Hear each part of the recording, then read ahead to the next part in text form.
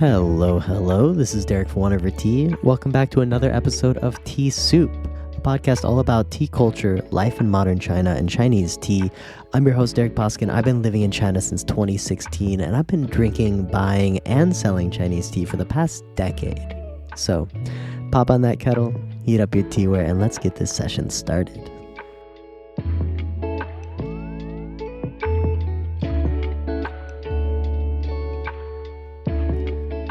Alright, so as I mentioned, it is still Spring Festival and everyone is off traveling or visiting families. Today is the 13th day of the new year, and as I mentioned, the Spring Festival holiday usually goes on for about 2 weeks. It's actually a little more than 15 days because it kind of begins the day before New Year's. That's Chuxi, that's the last day of the Lunar New Year, and then it goes until the 15th day of the New Year, which is the Lantern Festival, and that usually marks the end of the Spring Festival, and that's happening here in about 2 days on Saturday.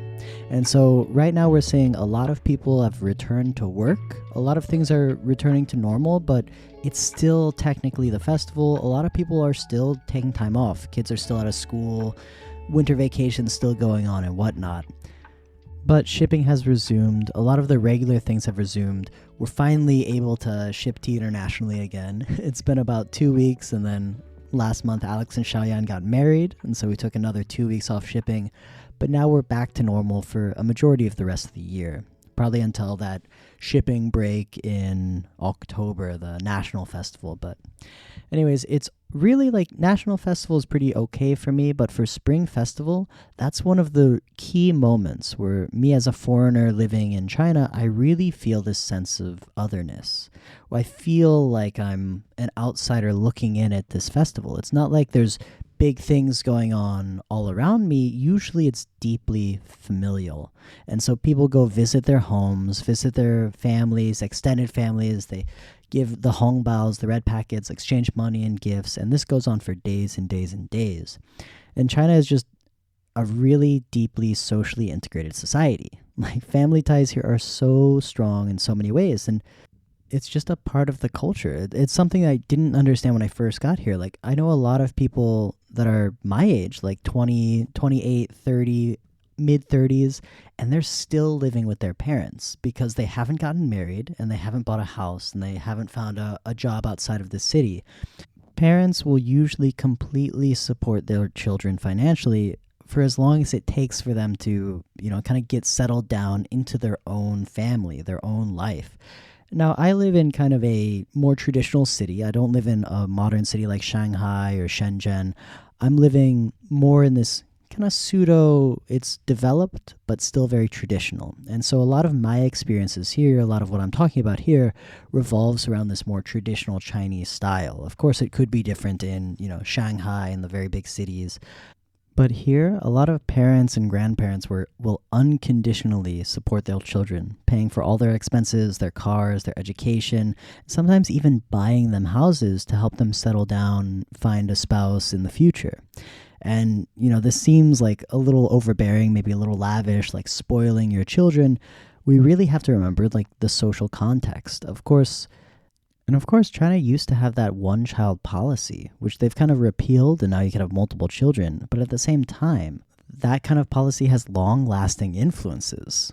And during that time, there's a lot of pressure on this one child from a family. You have, 2 parents, you have 4 grandparents, and the future of the family kind of rests solely on your shoulders. And so there's this big bubble that gets put around you. Like, okay, like, you don't have to worry about anything. Just worry about studying well, finding a good job, finding a good spouse, creating a good family, and there's just a whole lot that goes into this equation, because also it kind of comes back in full circle where there's this very big push to support your elders, respect your elders. This is called the filial piety, where you are a good son, you are a good daughter, you're a good offspring. And so when your parents get old, you take care of them. And so there are very few, at least where I am here in Yangzhou, Jiangsu, very, very few nursing homes. Most of the old people eventually move back in with their kids. In fact, the old Chinese ideal was to have 3, 4, even 5 generations all living under the same household. I think it's called like the 3代同堂, 3 families all living under one roof. And this is the idea of the grandchildren, the parents, and the grandparents all living together. This has huge amounts of, benefits where it's like, okay, like when the parents are at work, the grandparents can take care of the kids. The grandparents are being taken care of by the parents, seeing to their, as they get older and they also have their needs. And they are also feeling super connected with their family and raising the kids. I have a few hypotheses, idiotheses, like some silly ideas where it's like, I actually work with kids teaching education and stuff. And so I see this weird disconnect between the parents and then the kids being raised, because the kids being raised are being raised by the older generation, the grandparents. And so they have really strange values, and that are just like a disconnect between like the values I see in like the modern China. They're still like the children today are like being brought up under this like kind of like older Chinese mentality. It's a weird generational jump there. But anyways, what I'm kind of talking about is this idea of how integrated Chinese society is, how important the family is. And as this is a podcast on life in modern China, for me as an American coming here and seeing how connected people are with their families was a little bit of a surprise to me, right? Like when I was 18, I moved out of my parents' home and I never moved back. Here, when I first got to China, I would go on a few dates, and the people I was dating, they'd be like, oh, I have to go home. It's curfew time. And I'm like, you are 28 years old. Like, you have a curfew? They're like, yeah, I have to go home before 11. And they're always just like making sure that the parents know where they are. And it's this weird amount of kind of like control that I see. But at the same time, it's almost conversely a taboo, in this city at least, to kind of move out before you're supposed to. If you move out of your parents' house before you get married, before you have that solid job, before you buy a house, people will see that and they'll think something's wrong, right? Where in America, we would think exactly the opposite. If you're still living with your parents' house, in your parents' house when you're 30, you're like, okay, what's going on here, right? And so it took me a while to kind of wrap my head around this, but it all just checks out in the structure of their social integration, their family lifestyle. So I guess that's just a big backdrop to kind of give you the idea that this festival, this Chinese Lunar New Year, is all about family. And so no matter where you are in the whole Chinese country, you go back home. And so during this time, China boasts over 1 billion trips being taken domestically through their train systems, highways, airways during this 40-day period, right? So the tickets are really, really difficult to acquire, almost exceedingly crowded, no actual seats, just standing tickets. I know a girl one time, she worked a little late and just had like the day off before Spring Festival hit, like the New Year's Eve. And so she had to book a train ticket from Yangzhou down south to like Guangzhou, a 11-hour train ticket through the middle of the night. And she didn't have a seat. She had a standing ticket. So I think her train left at 11 p.m. and she didn't get to Guangzhou until 10 a.m. the next day. And she had a standing ticket. There weren't even enough places to sit down, in the aisles, on the floor. There were so many people that were stacked like sardines. She said she took a nap hunched over on somebody's luggage, but that was the most sleep she got, just totally packed. And so, yeah, looking at the numbers, not sure if they're entirely accurate, but this could at least help give you, in the ballpark range in your mind. In 2023, there was an estimated 4.7 billion trips taken during that 40-day Spring Festival. And of course, that includes highways, driving cars, the high-speed trains, slow trains, sleeper trains, airplanes, and all that. 4.7 billion trips. And while China's population is only 1.4 billion, this number also includes, going home and then going back to your city where you work or live. It also is customary for families to go out and travel around the country, go to classic tourist places. And so this number last year was also a little larger because COVID restrictions were finally lifted and people were finally able to travel freely throughout China for the first time in 3 years. And so this February, during the Spring Festival rush, the railways expected over 10 million trips per day. And That said, I happily stayed at home during Spring Festival. I watched some movies. I baked bread, baked pizza. I made some sauerkraut paper. It was really nice. I even wrote the Chinese couplets on the red banners, hung them on my door. I saw my tea master and walked around what feels like a ghost city around this time of year. It was really enjoyable and not hectic at all. Yeah, that'll likely be the last of the Spring Festival updates because again, we only have a few more days of it. Now we are firmly ensconced in the year of the dragon. But let's continue the story about what happened last spring. What I'm going to do in this episode is kind of pick up where we left off. We were rushing through Lincang, we hit Shigui, Bangdong, we pressed some cakes, and then all of a sudden what happens is that huge slowdown. Because of the Dai minority Lunar New Year, which kind of ties into what I was just talking about, but theirs happens in mid-April, usually April 13th to April 15th, all throughout Yunnan, Xishuang Banna, and then even up into Lincang. Lincang was a big area for it too. So in this episode, what I'll do is I'll kind of talk about what I did with that time, a little bit of the water splashing festival because it was really cool. I'll talk about climbing Da Shan, the big snow mountain. Many people have probably had tea from this mountain because it is a old standard for Lincang Puer tea. I'll talk about my brief time in Bingdao. I'll talk about Gao Lei, who's a Bingdao farmer. And I'll talk about this religious experience I had while climbing the Da Shan, the big snow mountain, with Gao Lei. So we left off in the last episode. Me and Lanje were feeding geese and ducks and swans. I think there were a bunch of black swans in the Lake Central Park of Lincang. This area is really beautiful. So even though Lincang is further north than Xishuang Banna, it has that tropical vibe. And so even though it's early to mid-April, it's still really, really warm during the day, kind of chilly at night.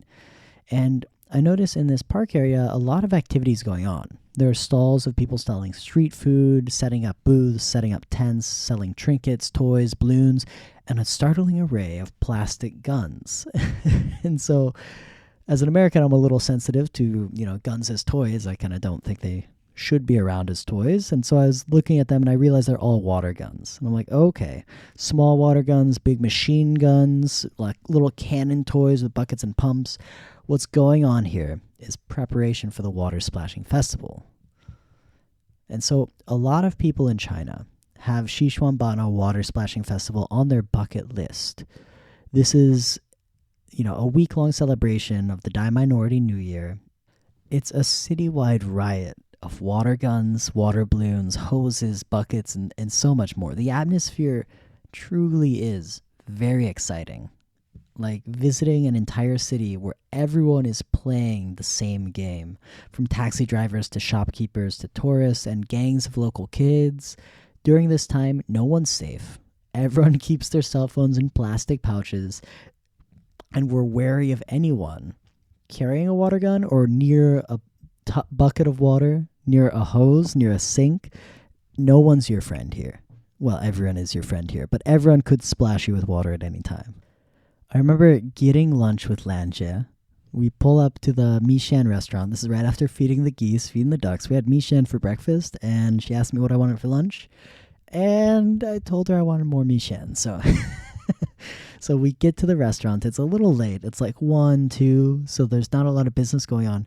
But we're sitting in the car for a good 15 minutes while the cook and the wait staff just battle out with buckets of water and hoses. Lanje has luckily spotted it early on. The waitress, who's probably the cook's daughter, the cook's niece, was filling up a bucket of water in the sink, and they're whispering. She's whispering with maybe her mom or someone, and Lange's like, hang on, something's going on. And so they fill up this bucket of water, and then we see them stage this kind of elaborate game where they're trying to get, the guy to come out of the kitchen, and as soon as he comes out of the kitchen, the wife's distracting, and the daughter just dumps the bucket entirely over his head, totally soaked. And it's just incredible because he takes it like a champ. He just sits there like, oh, you got me. It's kind of nice though. It's 30 degrees outside. That's Celsius, so it's really hot outside, like 80, 85, 90 degrees.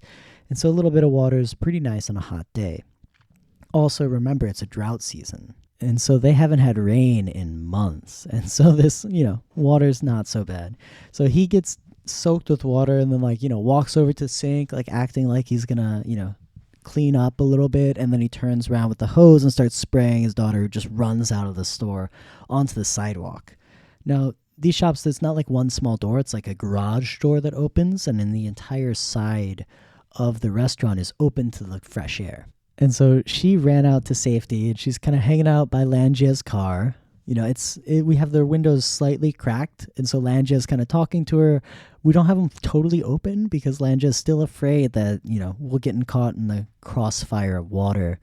And so we see the husband in the restaurant filling up that bucket that she dumped on him with water, and now he's just waiting for it. And she's just like, laughing. Everyone's really enjoying it. It's not like, any bad vibes going on. The wife comes out and eventually gets the daughter, like detains the daughter, holds her still, and the husband comes out with a bucket, just dumps it over both of them, and they both get angry, both get soaked, and then he runs into the kitchen, and to avoid the wife's displeasure. That's when Lanji and I get out, and we're like, hey, like we actually want to eat some food here. And so they all kind of calm down, squeegee the water out of the shop, which is just totally covered, like wipes down the tables that got soaked with water. And so like if we were eating in that restaurant when this all went down, we would have probably gotten, some cross splash there. But anyways, it's really a funny environment because even while they're serving food, they're just like, it's like magnets where they're keeping their eyes on each other and not turning their backs to each other as they're like serving us food. They're jumping at, quick movements and stuff like that. So this is just one visceral example of what's going on in the entire city with everyone, like from Xishuang Banna all the way up to Lincang around this weekend, this week. And so, like I remember the next day, like walking to Lanjia's shop from where I was staying, and eventually I had to get into a taxi because the kids would chase me down and spray water at me while I hid my camera in a plastic grocery bag. And, that was all pretty fun, because I'd be walking down the street and I'd see a kid playing with a water gun. He'd look at me and our eyes would connect, and I would really slowly shake my head like, no. And I'd give him the look like, I am not entertained by this. You better not spray me. And like slowly walk by. We'd keep eyes on each other, and as soon as I passed, I'd see him kind of like running towards me with his little water gun, right? And so I would have to like run off as well. And I get a little spray in the back, but it was fun. But this all changed. It was all fun and games until I saw like the actual like the teenage death squads of like 10 or 12 kids, all with like big buckets of water, the water guns and stuff like that, and they're walking around in packs. And a truck full of like uncles, I'll say like older guys, men, open bed truck just full of buckets of water, and they just start dumping it on the kids. The kids are spraying them back, and I'm like, oh god, I have to hide in this alley mouth and call a taxi really quickly because I just have 2 sets of clothes with me. I have my iPad, I have my phone, my camera. I'm just gonna get a taxi and get to Lanjia, and the taxi gets sprayed as well a few times on the way to the shop. But I mean, that's just the way it goes during this time of the year in this area. So it's a small price you pay. Now, I do want to get into what the Dai Minority Water Splashing Festival is all about, because I've showed you one side of it, but there is, obviously a historical story about it, the origin myth behind the rituals, and then what all this water splashing really in truth symbolizes. Because a lot of times it's really fun to see just the surface level of like, oh, this is what they're doing, and then we can dig deeper and see why are they doing it, what was the origin of that and all. So I'll take a small tangent and kind of talk about the Dai Minority Water Splashing Festival and its history. So the Water Splashing Festival, also known as Po Shui Jie, it's a festival that, as I mentioned, is the celebration of the Dai Minority New Year. And so it has a lot of similarities to like the Chinese Lunar New Year, but a lot of differences because this is very deeply Theravada Buddhist inspired and deeply culturally distinct from the Han minority group that does the Chinese Lunar New Year. And so we've seen the whole city of Lincang engaging in this water war, and this spreads all the way from Xishuang Banna, the region in the south of Yunnan that borders Laos, Myanmar, and Vietnam, all the way up into Lincang, which is still kind of south of Kunming. It's still in that little peninsula that kind of dips down into all of these border regions. And indeed, a lot of these culturally similar regions in this area celebrate a type of water splashing festival, celebrate this kind of Lunar New Year around this time. And so what's interesting too is this whole area has its deep roots in like as I mentioned, the southern Theravada Buddhism, from Laos, Vietnam, even in Thailand and Myanmar. Now, as a student of anthropology, I love analyzing the living practice of a culture compared to the historical traditions, the canonical rationale behind the festival and ritual. And so I've given you examples of what was actually happening in the city of Lincang, and now let's look at the history behind it. And I feel like there's such a huge disconnect sometimes between the two, right? Where one is what you're learning from a book versus the other is what you're learning from the real world. And for me, this is very significant because, I studied Chinese language and culture for 4 years in an American university without setting foot in China. And then I have, 7 years after that experience living in China. And these two are night and day different. There are so many things I thought would be so different from China than what it actually turned out to be. And a little more on topic is this myth of the Chinese tea farmer. Like, a lot of people have this idea of what a Chinese tea farmer is like, and then you get out into the mountains and you realize, oh, you're just a farmer. You're just somebody who's actually trying to, make enough money to sustain you and your family and send your kids to the city to get a better education than they can in the rural mountains. Anyways, it's really cool. This is really just like my bread and butter, this difference between actual living culture and then the culture you read in a book. So let's get into the book side of this culture.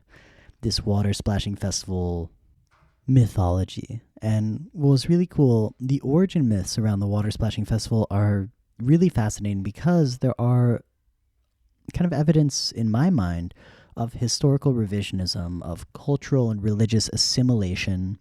And albeit my review of the content's very tertiary, I'm just looking at different examples of the mythologies and putting together my knowledge of the history of the region.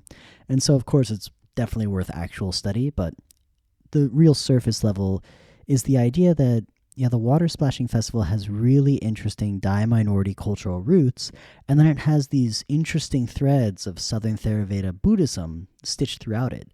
And this is the Buddhism, if you think of the the Thai Buddhist temples in Vietnam and Thailand and stuff like that, really beautiful, ornate.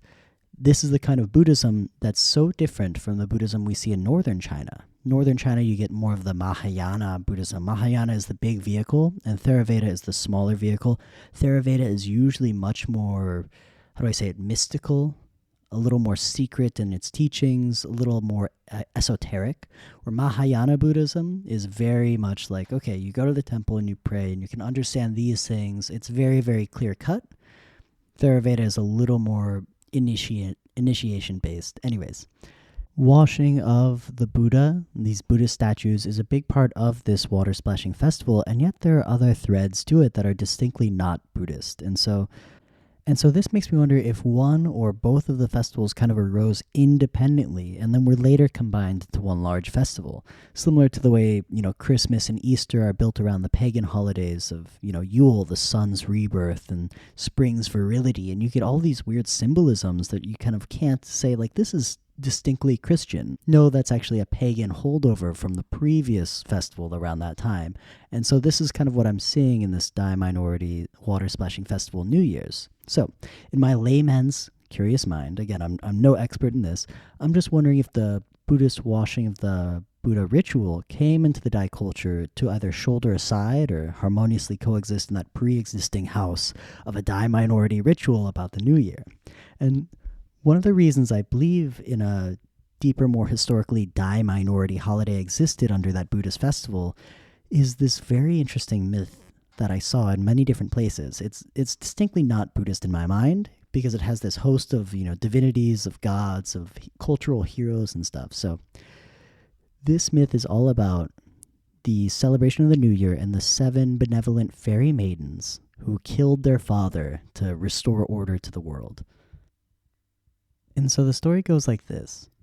Once upon a time, there was a great god called Peng Ma, And he divided the year into 3 seasons: a dry season, a wet season, and a cold season. He established the times of year for farming and when to let the world bloom and let it to wither and harvest. And then after a while, he gave over all of the governance of this weather, of this timing, of the seasons, to a lesser deity called Dala. And this lesser deity was exceedingly arrogant and a little lazy. And I see this thread also through other kind of cultural mythologies in that Western Hunan area. My friend Gong Er does a lot of research in like the Tuzha minority, and there are usually 2 gods at work. One is a very rigid god and one's a very lazy god. And so I'm seeing a little cultural holdover from here as well.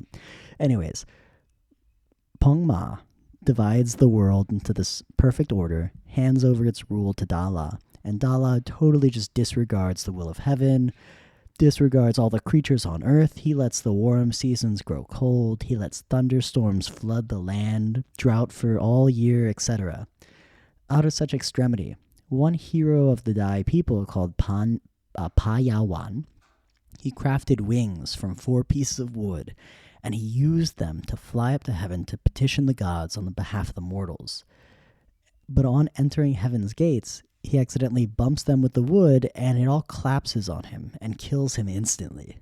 Fortunately, one of the gods in resident kind of saw this happen and took pity on the young hero and brought his request to the 7 immortal maidens of Dala. So Dala had 7 daughters, and as Dala is a god, these daughters are also, divinities. And so in Chinese, they're called xianyu, which means like fairy or maiden or immortal woman. And so that's why it's sometimes fairy maiden, sometimes it's goddess. Anyways, the god brings the petition to these 7 fairy maidens and tells them what their father is doing. And upon hearing about the chaos that their father is creating, they vow to help end his tyranny. And so together they weave a bow from their hair. And with this bow crafted from the hair of the 7 goddesses, they shot an arrow into heaven and slew Pala, their father.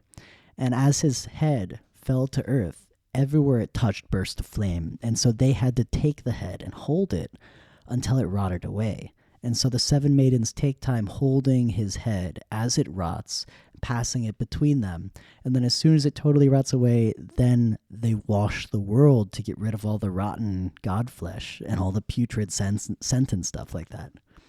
This myth is just absolutely wild. We see all kinds of humanity and divinity in it. We see 2 sides of heaven. Like I said, that one is that rational architect of time, the seasons. The other is the chaotic counterpart that's utterly outside of reason and logic. We see both of these gods are kind of indifferent, kind of detached from the world. We also get this Daedalian hero, right, who crafts wings and flies to heaven and meets his death right on the brink of his success, totally by chance. No one's at fault there. But we do get the sensation that no mortal is allowed to supersede the vault of heaven. And then we see the 7 daughters who, overcoming the moray of patricide, slew their father to free humanity from calamity. And they're holding the head away until it rots. Like, that's just savage. That's primal, beautiful. These myths are totally from a different time. Really, really cool. A few other things that stood out to me in the myth, like I think I mentioned the numerology, like the number 3 and how beautiful that is. The number 7 is equally interesting, right? It's the largest single-digit prime number that can't be broken down into divisible parts. It usually symbolizes introspection, that moment's pause before action, and it also symbolizes magic, right? Wisdom. And then the hair, a lot of times in myths, hair symbolizes wisdom. So it's like the long hair of the yogi, sleeping Vishnu, whose long hair reaches to the fringes of the universe. Think of a bow woven by the hair of 7 goddesses. Like, that's such an epic weapon. I love this imagery. And real quick, it might sound like I'm reading a lot into a very simple myth or projecting a lot onto it, but I really, really love Joseph Campbell, this incredible mythologist. I've read so many of his books, right? The Hero with 1,000 Faces, The Cosmogonic Cycle, The Power of Myth, The Masks of God. And so I'm taking a lot of my analysis and basing it off of, his work, right? He says that myths are just public dreams and dreams are private myths. And so when you're reading these mythologies, you kind of have to take the images and read them as if they're dream images. And then kind of how I'm analyzing dreams also comes from Carl Jung, who's really into that idea of that collective unconsciousness, where there's certain images that tend to mean the same thing for a lot of people, though of course when you're analyzing any dream, you have to see what is your experience, what is your connotation with this image, with that image, but you can kind of deduce certain threads, right? And so that's why when I see hair, I think wisdom. When I see the numbers, I'm thinking of numerology, and etc. But again, I realize that a lot of this could just be projection upon, a different culture's mythology. So bear that in mind. Getting back to the bow woven by the hair of 7 goddesses. And so it's only with such a powerful weapon that you can bring down a rogue god. You can bring order back to a world in tumult. And another cool thread we can tease out of this myth is that resumption of measurable time after an unknown period of chaos. And so it really does make for a really good New Year myth, because the image is very visceral, right? The slaying of the old year, holding its head as it rots, and then splashing water to really just clean up all of the waste of the old year. Really, really amazing. And so we'll kind of look at the day by day, and the day by days of the festival do kind of reflect this myth. And so let's see. The water splashing festival, the Dai New Year, typically lasts about 3 days, from April 13th to April 15th. And some accounts say it can actually last up to 7 days, which does more properly align with the myth of the 7 goddesses, each holding their father's head for a day. Anyways, according to the Buddhist side of things, the festival has 3 main days, not 7. The first day is that the water splashing festival is New Year's Eve. And this is when families clean their houses, take out the old trash, buy goods for the festival's upcoming events, right? Pretty normal end of the year rituals, getting rid of the old to welcome the new, right? As the Dao De Jing constantly reminds us, it is the emptiness in the cup that gives it its value. And so the sage keeps an empty mind so that it might be filled. And there's no way to fill a cup that's already full. If you ever talk to somebody who's so full of their own ideas, it feels like you're talking to a wall, right?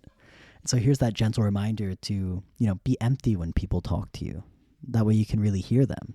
Don't just wait for your turn to speak. So when the new year comes too, make sure you're emptying yourself and ready to be filled with the new light of the new year. The second day is called the empty day. And this is really interesting. I've seen it also called, the day of rotting. And this is, when they're holding the god's head waiting for it to rot. And this is supposedly not part of the last year, and then also not part of the new year. So this is, in the Dai calendar, a space between time. And this is really, really cool. Like, I'm thinking of Mercia Eliade. He writes in his book, The Sacred and Profane, that all true rituals exist outside of time, in ilio tempore, and they serve to bring us back in touch with that ancient past.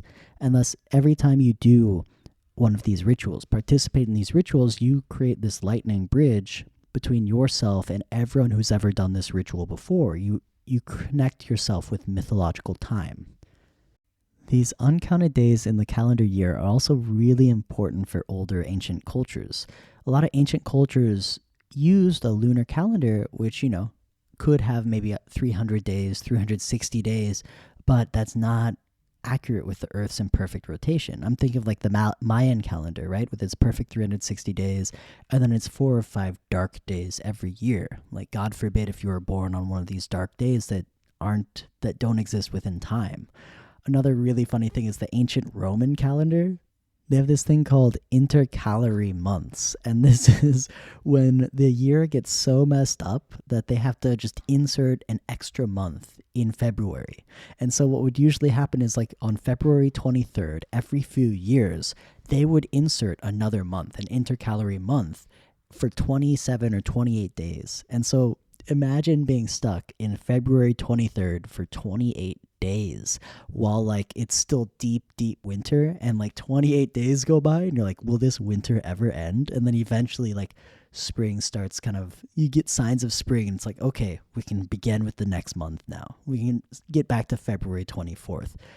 And so this idea of having a day that's not part of last year and not part of next year, it's a pretty common practice in older cultures. And then also this could explain why it some accounts say 3 days, some accounts say 7 days. I imagine if your calendar's getting off, you could be like, oh, it's taking a long time for the god's head to rot this year. Like, we're not ready to move into measurable time yet. And so the festival just stretches out for a week or 2 weeks until time kind of catches back up. Again, pure introspection, but really interesting ideas.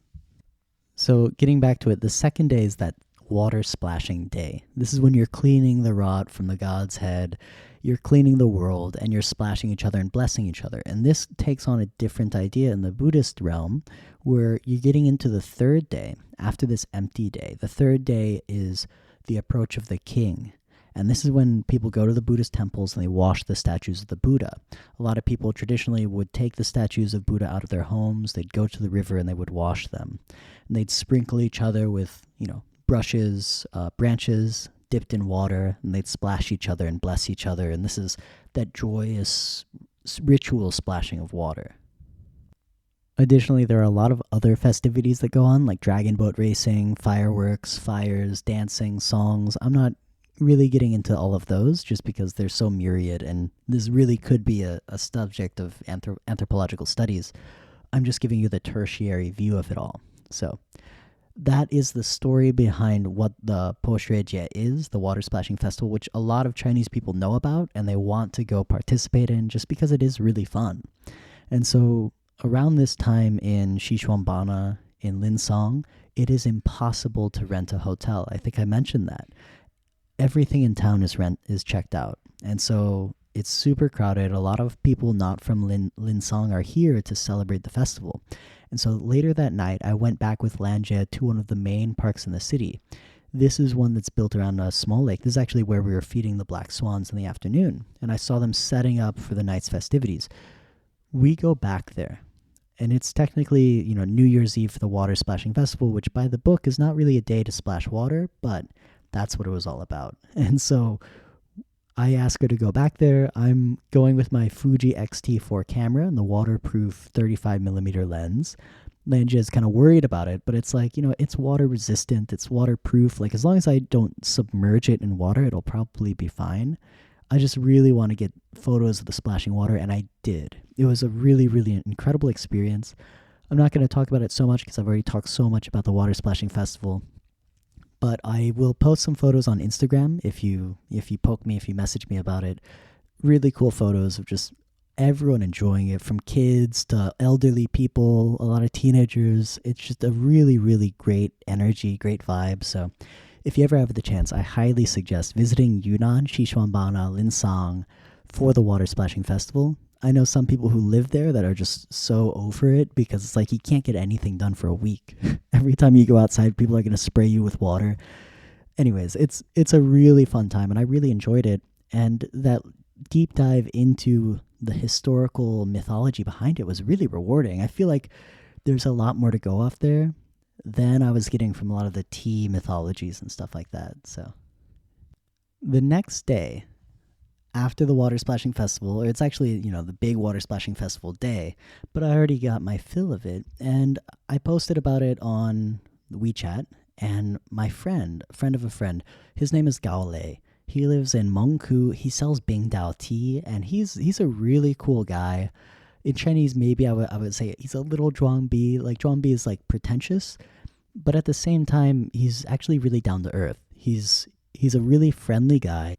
But he's selling his Bingdao tea cakes for like over $2,000 for a 200-gram cake of like 200 to 500-year-old tea.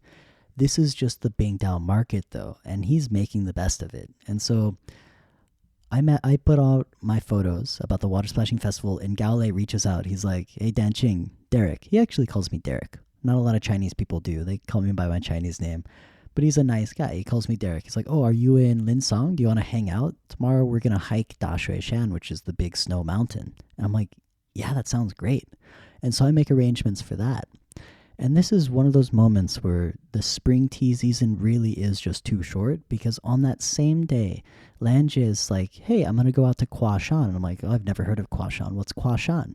She's like, "Oh, it's this little village up north of Lincang, and they make some really good teas." And I'm like, "Yeah, I actually have arrangements to go climb Big Snow Mountain with my friend Gaole from Bingdao. And she's like, oh, okay. It's really good tea, though. I wish you could come. And I'm like, yeah, like, I wish I could too, but sometimes you just have to pick one thing because you're not two people, you know? Anyways, I'm waiting for Gaole at Lange's tea house, and he rolls up in what seems to be like an Escalade, really, really nice car. He's got like three or four other people with him. They all have really nice equipment, cameras, and stuff like that. They get out. It's like a party, right? Gaole is this, very charming, very charismatic guy. He's got small circle glasses. He's usually wears a fedora over his buzzed bald head. And he's, as I mentioned, just very charismatic. In Chinese zodiac, he's a pig. The pig in the Chinese zodiac, they really like. I won't want to say hedonists, but they really like their physical, earthly pleasures. They like really good things, good food, good wine, good cigars. Really like the joy of life, right? So Gaole picks me up and we go back to Mengku, his little factory in Mengku. Not factory, his little tea house. In this tea house, he has a pool table. He has like a cabinet full of whiskeys. He has Bingdao from all ages. And he's telling me, about how business is going and stuff like that. And again, like he's really friendly, really down to earth, sees me as a human being. He's one of those people with, I would say 3/4 full mind that's open enough to your ideas. If we're going back to that empty cup analogy, right? He's semi there for you. Much more than he saw that I was in Dragonwell Village in Hangzhou. He says, "Oh, you know Tang Xiaojun? Tang Xiaojun's my friend." And Tang Xiaojun is, Tang Little Army, if you remember those Dragonwell episodes. He's the one who just like told me, is like, "This is your first time in Hangzhou? Well, you made it to the top. I am the best." And it's just like literally like he has no time for me. He's so far above me that he's only acknowledging me because of my tea master, right? Or Gaole, he's just my buddy. He's like a friend. And so that's what's really cool about the different feelings and stuff. So Gaole is telling me, he's showing me videos they're making with like nice jazz, good photos. He's wearing the circle sunglasses and he's like sitting on like the branches of his Bingdao trees and he's introducing the trees. Like this is a totally different vibe, right? And Gaole did something really clever. What he's done is he's been making single tree productions for a long time now. And he's been naming all of his trees. And so in these videos, he's introducing the different trees and allowing people to buy, cakes of it. Like this tree is called the heart shape, something like that. I make about 15 kilograms of tea from it every year.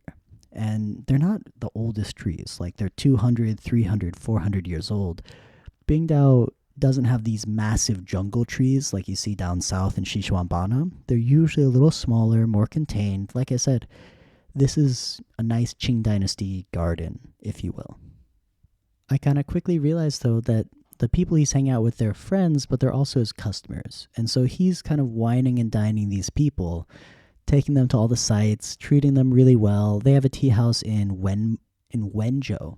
And they're buying a lot of teas, but again, Gaole is just such a friendly person. Like they're very much like on that friendship vibe. So it's really cool. We're tasting incredible Bingdao, like Bingdao from 1990s, clean storage, really, really beautiful stuff. And I'm just like losing my mind. And there's like, then Gaole is like, "All right, let's go climb the mountain." I'm like, "Do we have to?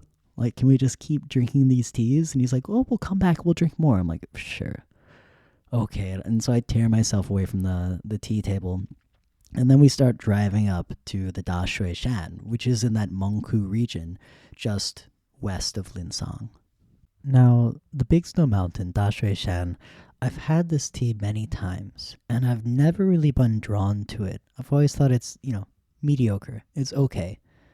And the Dashui mountain area has about 2,000 acres of tea fields, of tea gardens. And so while Dashui Shan has a huge amount of ancient trees, ancient wild trees that I'll get to in a second, it also has a vast production of, just small bush Pu'er tea. I knew a guy in Chaozhou who bought a bunch of land up in the Dashui mountain and has a huge factory, and he creates, tons and tons, metric tons and metric tons of tea every year. He was trying to get me to buy some of his tea, and I was just not really into it. But after visiting the Dashuishan with Gaolei and hiking it, I have a new respect for this mountain. It is truly one of the origin points of wild tea, period, in the world. It has the biggest concentration of ancient trees, ancient wild trees that are being studied by experts all around the world and all around China. And these are found right around 2,000 to 2,700 meters. The mountain is about 3,200 meters tall. We're already about 1,000, maybe 600, 800, 900 meters above sea level in Lincang, and then it rises to 3,200. This mountain is really interesting because it's kind of like a tropical mountain that is snow-capped, which is just wild to think about because there's another saying it has all 4 seasons on the mountain as you climb up it. And I got to experience some of that. We kind of drove up to about 2,000 meters, and then we hiked up to the tea trees. And I say, kind of without a doubt, like, these are the oldest wild tea trees I have ever seen. I did not even believe it. They're larger than the other trees in the forest. They're massive. They're absolutely ancient, and they're toxic. They're poisonous. Like Gaolei says, you can't make tea out of this. It's not the tea that we need. But it's the origin point of that genus. And then it slowly has come down the mountain, been cultivated, curated, and stuff like that. Like, there are wild teas in this area that cannot be drunk. And so just seeing that, I think there's another thing I was reading that said there were 30 different varietals of wild tea on that mountain.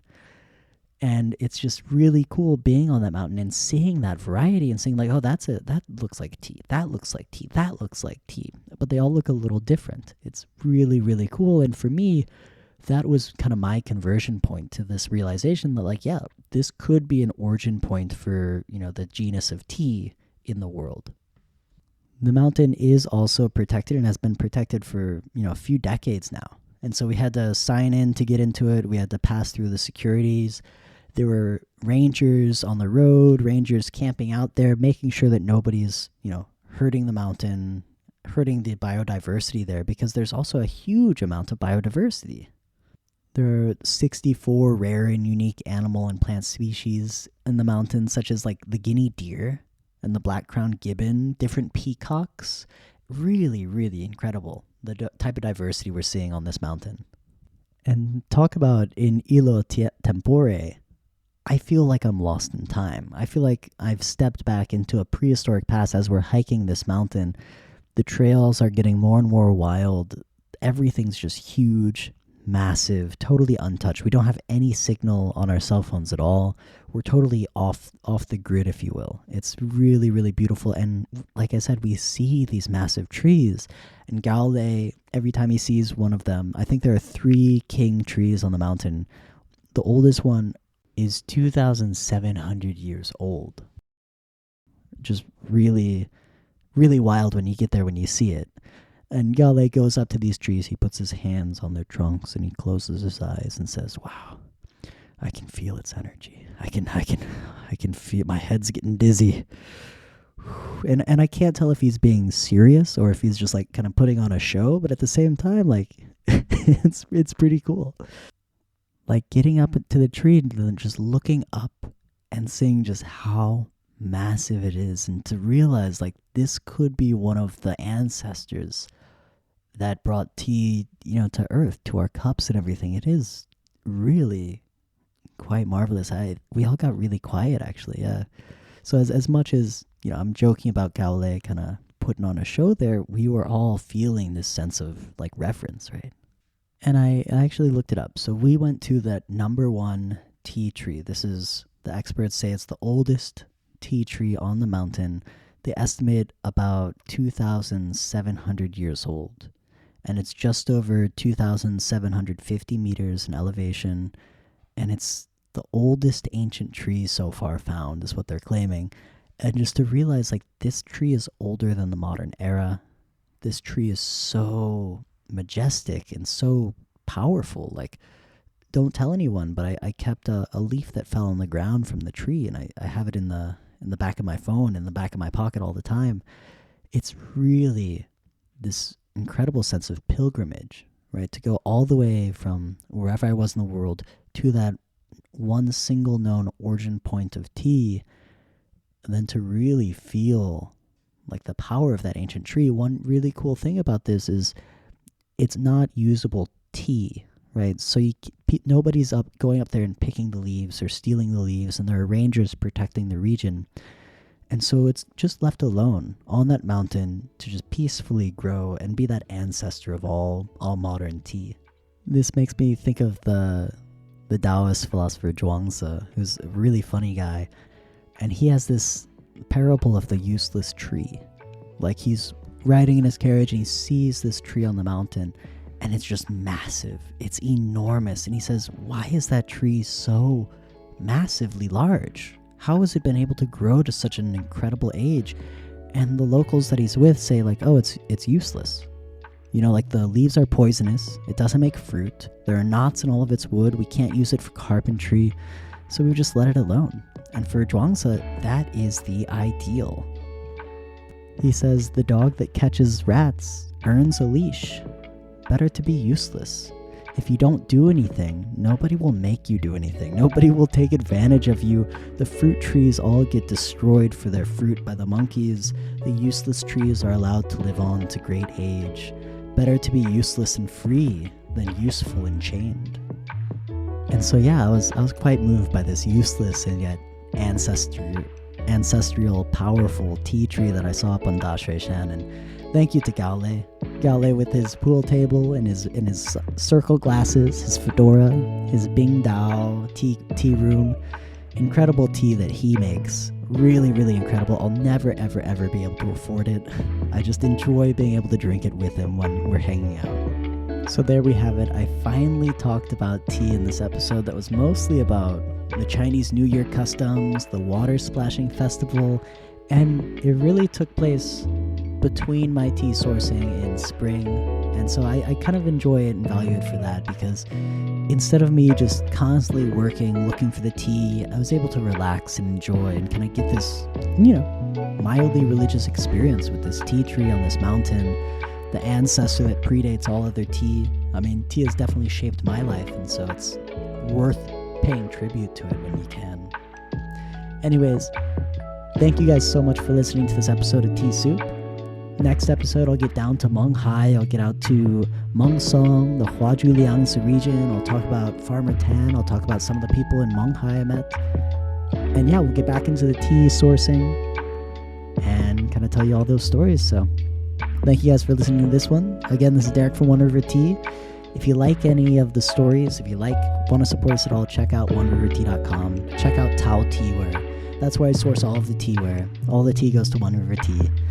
And yeah, until next time, guys, stay empty, fill up that cup, and brew happy.